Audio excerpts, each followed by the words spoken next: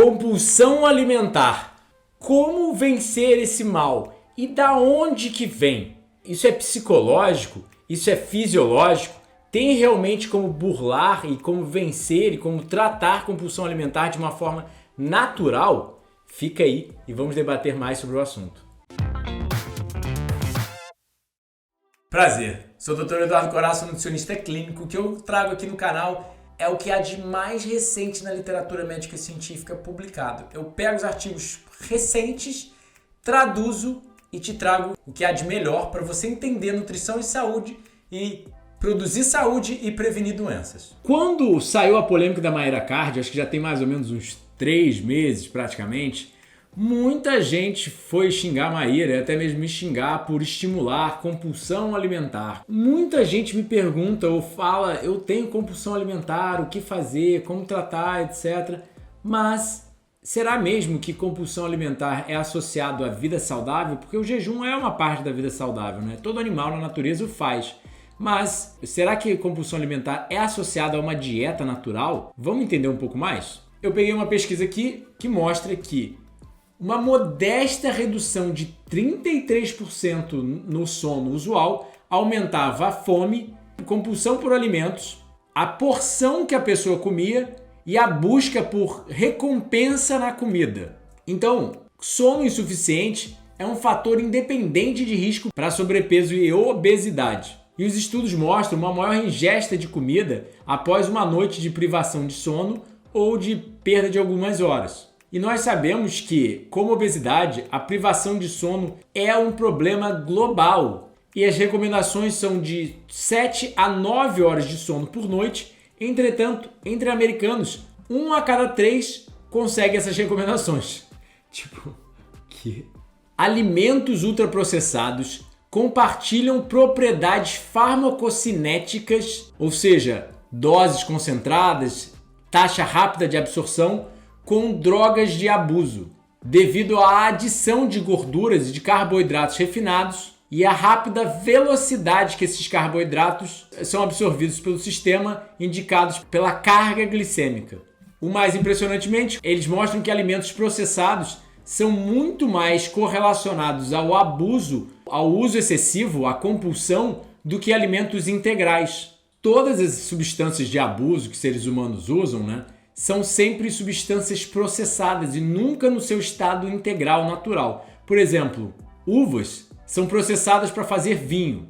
O ópio, por exemplo, sai da papoula. E algo extremamente similar está acontecendo com o nosso fornecimento alimentar. Por exemplo, os açúcares que vêm das frutas ou as gorduras que vêm das nozes. Notavelmente, nenhum alimento contém a gordura das nozes com o açúcar das frutas, por exemplo. São sempre separados na natureza, mas a gente conseguiu aprender a refinar o açúcar, transformar açúcar refinado e a gordura e misturar ela numa sobremesa. Mas muitos dos alimentos palatáveis que a gente usualmente consome, como pizza, bolo, chocolate, contém uma mistura dos dois. E relembrando, pessoal, isso não sou eu falando.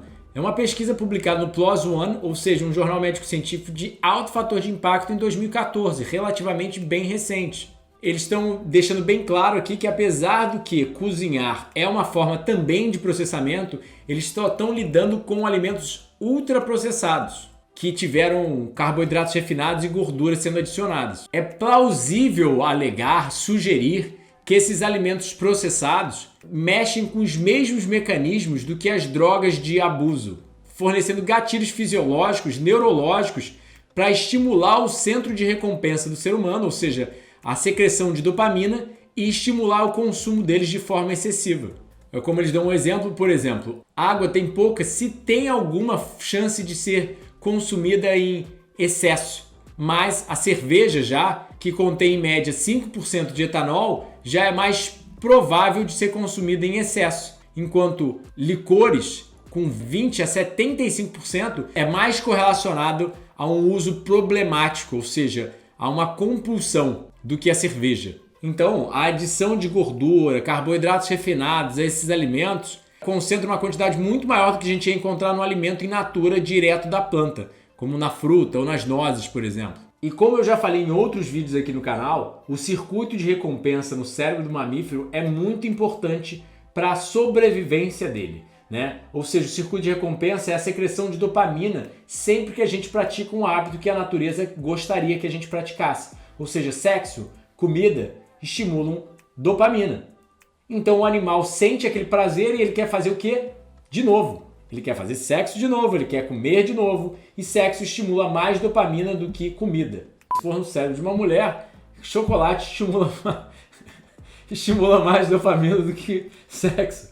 Tô brincando, pessoal. Brincadeiras à parte.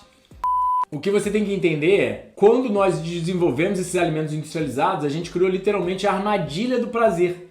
Ou seja, o alimento é extremamente prazeroso, só que ele nunca ocorreria na natureza. Então ele não tem os nutrientes ali e ele é passivo de ser consumido em excesso e ele vai causar muitos problemas por ter carboidratos refinados e causar vários desequilíbrios no organismo.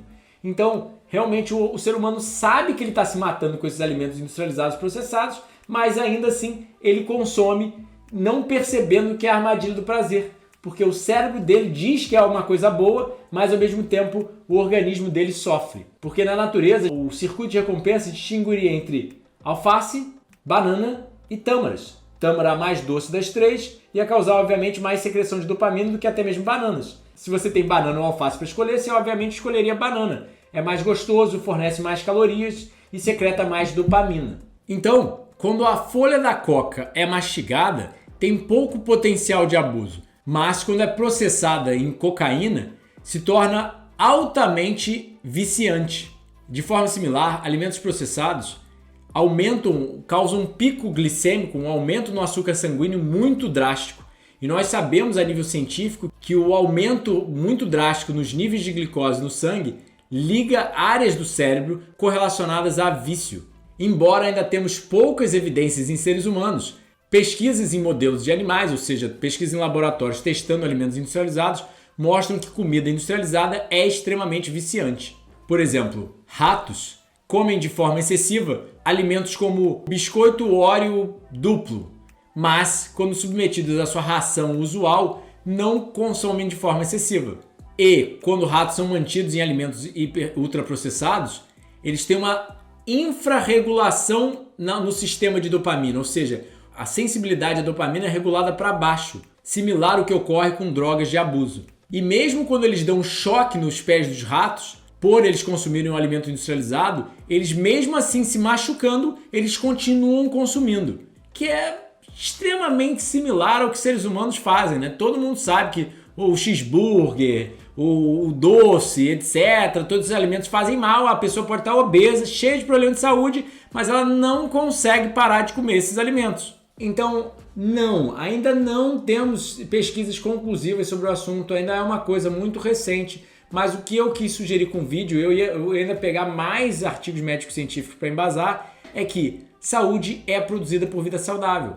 Pouco sono, por exemplo, prejuízo na qualidade, na quantidade de sono, causa desregulação do hormônio da fome, da saciedade, consumo excessivo de calorias, escolha por alimentos mais calóricos. Um habitat talvez não natural também induza mais busca do prazer em alimentos, ao invés de... Por exemplo, eu estou aqui em Saquarema, num habitat completamente natural, olhando para plantas o dia inteiro, sem barulho, sem estresse da cidade grande.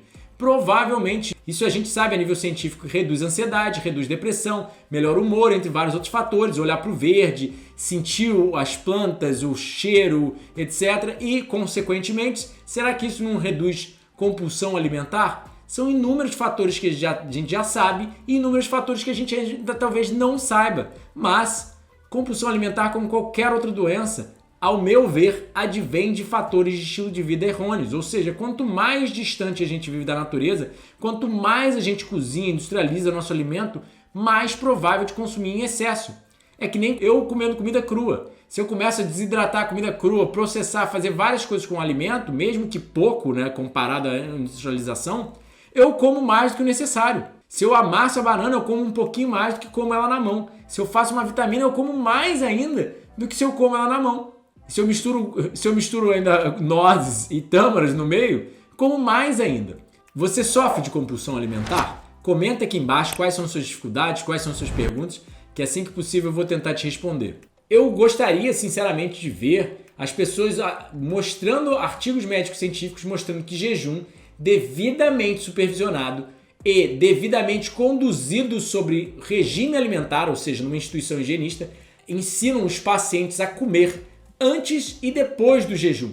Porque não é só jejuar, mas é aonde que um jejum higienista devidamente conduzido na literatura médica e científica é correlacionado à compulsão alimentar, eu não sei. Óbvio, quando você tem compulsão alimentar, você vai se sentir muito mal, você depois vai querer ficar em jejum, aí ficou tempo demais em jejum, aí vai acabar voltando para o alimento industrializado, é bem diferente, porque na natureza não tem alimento industrializado. Então não estou sugerindo para fazer jejum em casa, sem supervisão, sem conhecimento de nutrição, sem nada, não estou sugerindo isso. Mas um jejum em prol da saúde, devidamente conduzido, como seres humanos conduziriam na natureza e como todos os animais conduzem, eu duvido que seja uma causa de compulsão alimentar e gostaria de ver artigos médicos científicos. Entretanto, minha dica para você é: quer reduzir a compulsão alimentar? Coma com as suas mãos. Ou seja, não mistura 1000 ingredientes. Se você comer só alface ou só o tomate, é muito diferente do que misturar alface, tomate, queijo, castanha, etc. Coma com as mãos.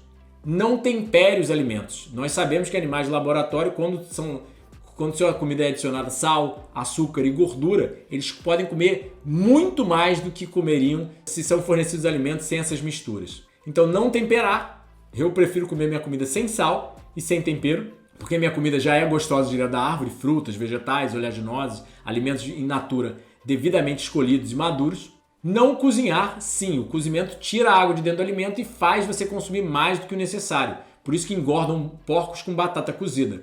Porcos conseguem comer a batata crua, mas depois que você tirou a água de dentro, é mais fácil de engordar. Refeições simples ou monorrefeições, ou seja, comer poucos ingredientes na refeição. Sempre higienistas falaram que o excesso de ingredientes numa refeição, né, você já comeu um banquete e chega sempre a sobremesa ali, mais um ingrediente, mais outro ingrediente, acaba estimulando a compulsão. Desligar as luzes cedo. Enquanto você está vendo luz, o organismo vai querer comer, isso vai causar cronodissincronia, prejudicar fatores de cronobiologia, crononutrição e vai fazer você ter maior consumo de calorias, como os artigos médicos científicos já mostram. Prática de atividade física. Praticar atividade física controla bastante a ingesta calórica total e acalma o controle alimentar. E, por último, não estou sugerindo ninguém fazer nenhuma mudança de estilo de vida sem acompanhamento médico e nutricional. Entretanto, eu acho que outro fator que ajudaria seria o jejum intermitente, porque no final das contas a gente não teria comida 24 horas na natureza. A gente teria que nadar, lutar contra predadores, escalar árvores, fazer muita coisa até achar a comida. E mesmo quando você achasse a comida, não ia ser abundante como é num pacote de salgadinho, num bolo de chocolate que você compra na padaria ou que você compra no supermercado. É muito diferente. Essas são minhas dicas pessoais, porque provavelmente o tempo de jejum intermitente provavelmente recalibraria o sistema de recompensa e a secreção de dopamina, né? Que nem qualquer tipo de droga, quando você estimula demais, né, a secreção de dopamina, a sensibilidade, os receptores é reduzida, né? Ou seja, faz sexo a primeira vez depois de uma semana sem sexo, é muito bom. Faz 10 vezes, tenha 10 orgasmos num dia, você vai ver que a sensibilidade ao sexo, não estou sugerindo para você fazer sexo 10 vezes ao dia, tá? Mas qualquer coisa quando é usada de forma abusiva, a sensibilidade do organismo para aquele prazer é extremamente reduzida. Gostou do vídeo? Não se esquece de comentar, compartilhar, sentar o dedo nesse like, postar seus comentários aqui embaixo, se inscrever no canal, apertar o sininho e se você quer me ajuda como nutricionista clínico, fica ligado nos nossos 7 livros já publicados, meu atendimento nutricional online, nossos retiros e nossos cursos online que são uma forma de mudança de vida, mudar seu estilo de vida. Acesse nossos cursos online lá no site. Saúde por vida saudável. Dr. Edu Coraça. Até a próxima.